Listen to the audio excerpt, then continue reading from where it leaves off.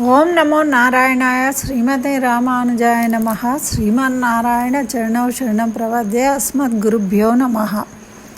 అందరికీ నమస్కారం అండి. మనము ఈ కార్తీక మాసంలో కార్తీకంలో వచ్చే ప్రతీది కూడా పవిత్రమైనది, దాని యొక్క మహత్యాన్ని తెలుసుకుంటూ ఉన్నాము. అదేవిధంగా మనకు చతుర్దశి మరియు పౌర్ణమి, ఈ చతుర్దశి పౌర్ణమి యొక్క మహత్యాన్ని మనం ఈ వీడియోలో తెలుసుకుందాం. తప్పకుండా అందరూ వినండి, భక్తి శ్రద్ధలతో నమస్కరించుకోండి, బంధుమిత్రులకు షేర్ చేయండి.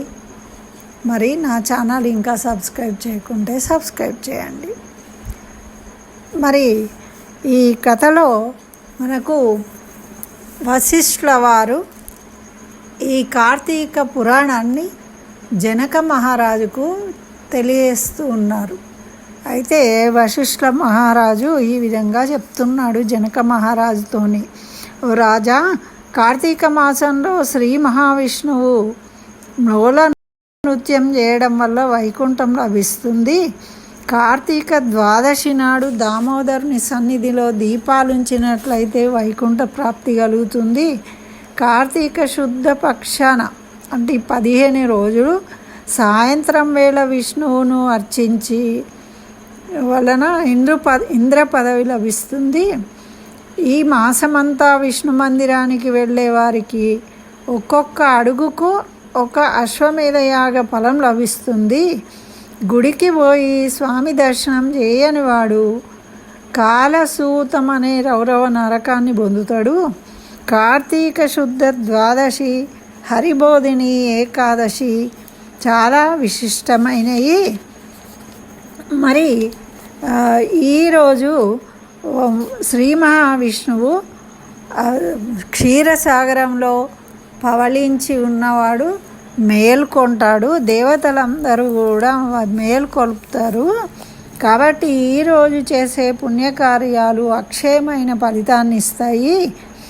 ఈ నెలలో దామోదర్ని గంధ పుష్పాక్షంతలతో మరి ధూప దీప నైవేద్యంతో తాంబూలంతో బ్రాహ్మణ పురస్కృతుడైన వేరే ఏ పని మీద మనసు లగ్నం చేయకుండా త్రికరణ శుద్ధిగా ఎవరైతే విష్ణువును పూజిస్తారో అలా మనసు లగ్నం చేసి వారు అన్ని ధర్మాలు చేయడం కంటే మించిన ఫలాన్ని పొందుతారు.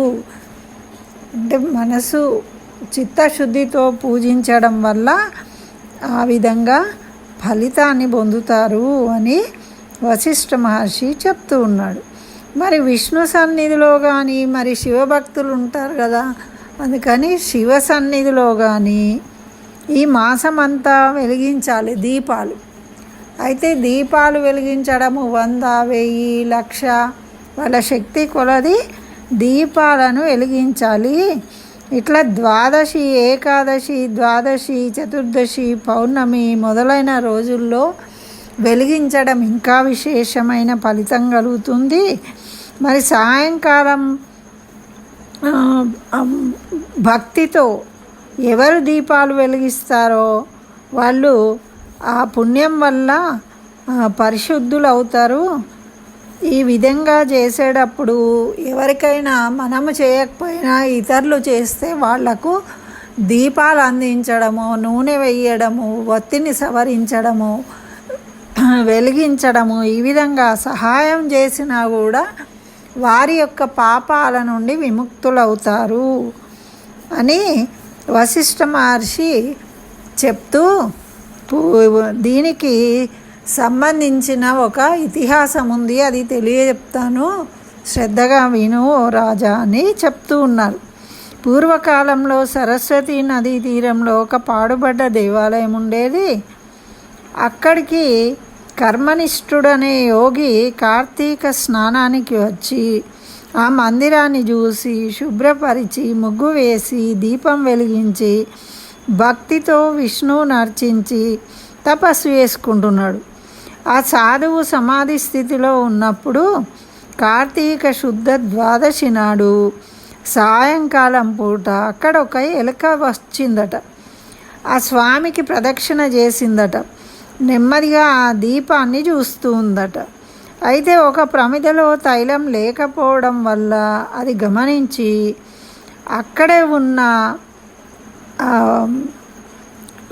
చమురుతో ఉన్న ప్రమిదలో ఆ వత్తిని వేసిందట. ఈ విధంగా ప్రమిదలోకి మార్చడం వల్ల అక్కడ ఉన్న ప్రసాదం తిని ఆ ఆలయంలోనే తిరుగుతూ మరణించిందట. మరణించి పూర్వపుణ్య ప్రభావం వల్ల దివ్య రూపాన్ని పొందింది. పెద్ద పుణ్య పురుషుడిలాగా అవతరించిందనమాట.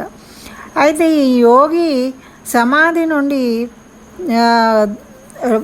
బయటకు వచ్చి ఎదుట కనిపిస్తున్న పుణ్యపురుషుణ్ణి చూసి అతని వివరాలు అడిగిండు. అప్పుడు అతడు, ఓ మునీంద్ర, నేనొక ఎలుకను, ఈ మందిరంలో ఉన్న ఒక కలుగులో ఉన్నాను. ఎలుక రూపం పోయి ఈ దివ్య శరీరం వచ్చింది. అసలు పూర్వం నేనెవరిని, పూర్వజన్మలో ఏ పాపం చేశాను, ఏ పుణ్యం వల్ల నాకు దివ్య దేహం వచ్చింది, అది అంతా మీకు తెలిసి ఉంటుంది. కాబట్టి నాకు తెలియజేయండి, నేను మీకు దాసుడను అని ఆ పుణ్యపురుషుడు నమస్కరించిండట.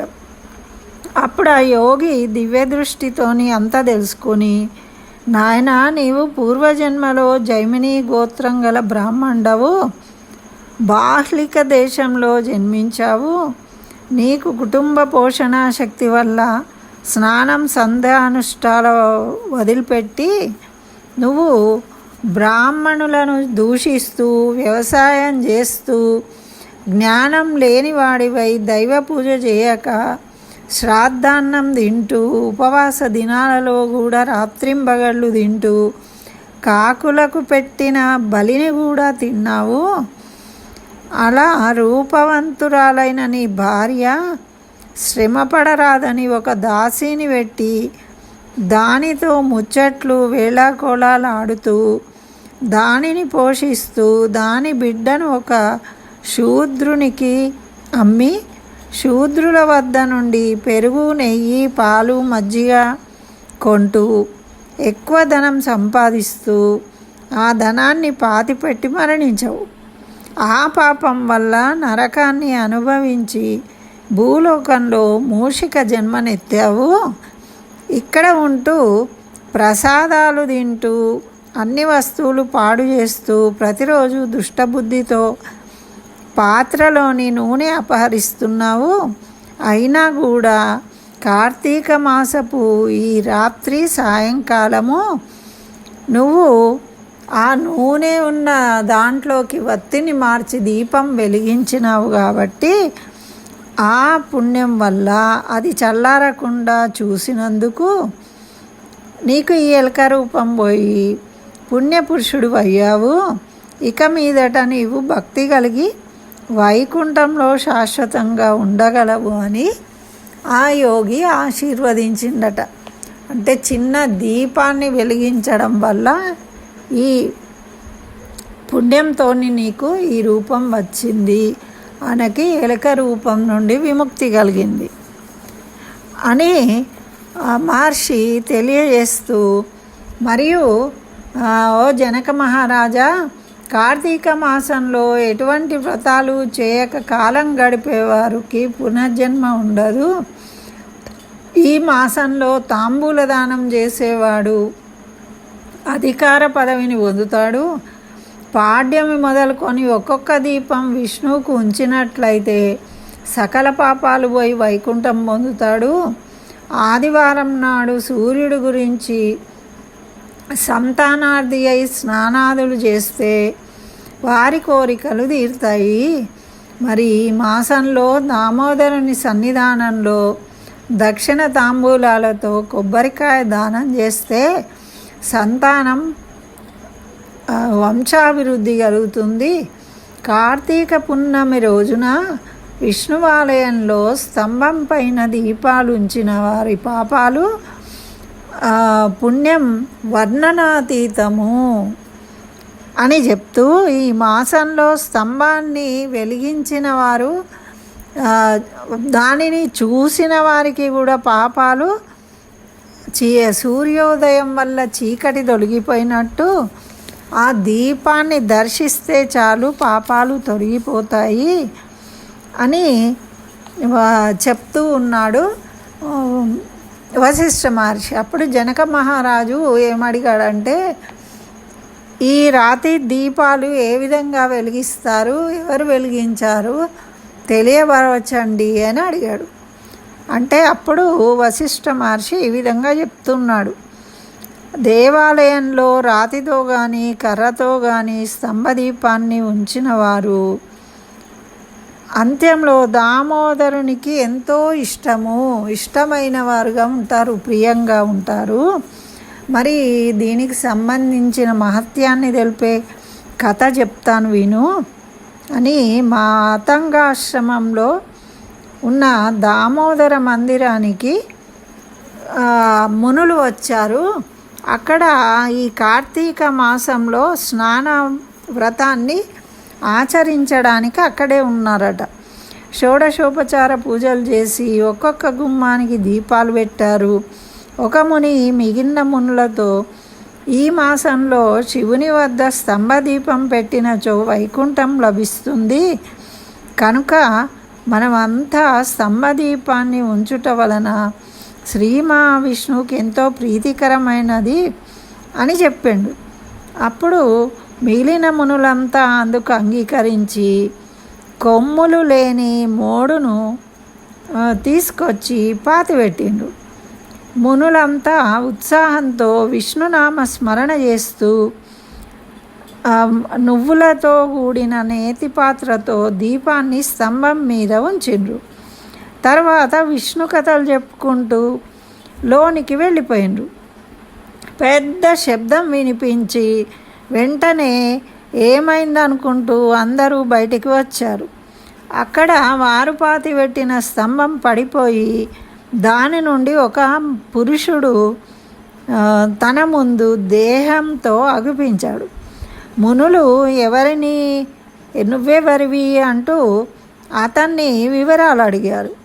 అప్పుడు ఆ పురుషుడు ఆనందంతో వారికి నమస్కారం చేసి, ఓ పుణ్యాత్ములారా, నేనొక బ్రాహ్మణుడను, నా వృత్తి రాజసేవ, ధనాన్ని రాజ్యాన్ని రక్షించడం నా యొక్క వృత్తి, సిరి సంపదలకు లోపం లేదు, వేదాలు చదవటం మానివేసి దయార్ద్ర హృదయుడను కాకపోవడం వల్ల ఎప్పుడూ దాన ధర్మాలు మంచి పనులు చేసి ఎరుగను, దామోదర కథలు వినలేదు, అనేక మోసాలు చేశాను, మరి పండితులను గురువులను ఎప్పుడూ అవమానించాను, మరెన్నో పాపాలు చేశాను, అనేక నరకయాతనలు ఎన్నో అనుభవించి నీచ జన్మలెత్తి ఎవరికి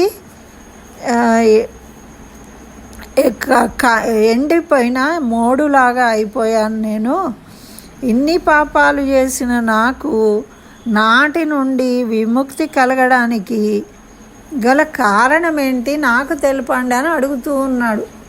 నేను ఇన్ని పాపాలు చేసినాను కదా స్వామి, మరి ఇప్పుడు నాకు విముక్తి ఏ విధంగా కలిగింది మోడు రూపంలో ఉన్న నాకు అని అడిగితే, అప్పుడు నాకేమీ అర్థం కావడం లేదు, నాకు మీ దర్శన భాగ్యం వల్ల పూర్వజన్మ స్మృతి కలిగింది, నేను మీకు చెప్పగలిగినాను, కానీ దయతో నాకు ఈ విముక్తి ఎలా కలిగిందో దానికి కారణం ఏంటో చెప్పండి అని అడిగిండు.